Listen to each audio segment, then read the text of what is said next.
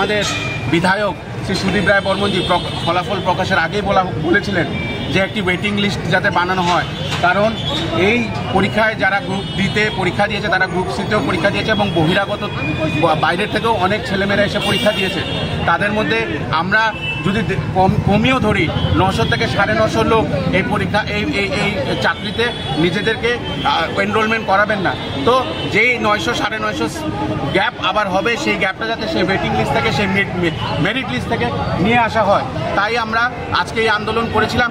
এবং আমরা এটাও বলেছিলাম যে মৌখিক পরীক্ষা, যে পরীক্ষাটি মৌখিক হয়েছিল এবং ভাইবার যে রেজাল্ট প্রত্যেকটি স্টুডেন্টের যাতে রেজাল্টগুলোকে আউট করে দেওয়া হয়, কারণ আমরা জানি যে এই পরীক্ষায় যুবকদের সঙ্গে ন্যায্য বিচার হয়নি।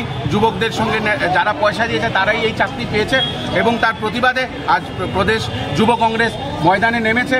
এবং আমরা দেখেছি, আমরা ঢোকার সাথে সাথে এখানের এক অফিসার, আমাদের এক যুব কংগ্রেসের ছেলে, তার শরীর খারাপ হয়ে গেছিল, সে বেরানোর চেষ্টা করছিল, তাকে কলার ধরে ধাক্কাধাক্কি করেছে, তার অবস্থা খুবই খারাপ, সে এখন হাসপাতালে তাকে নিয়ে যাওয়া হয়েছে।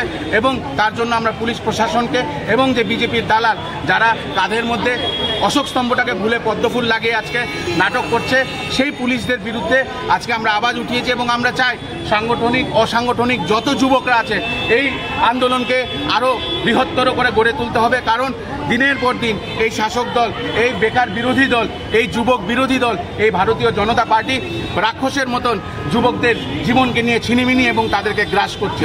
তার প্রতিবাদে আজ ত্রিপুরা প্রদেশ যুব কংগ্রেস মাঠে আছে।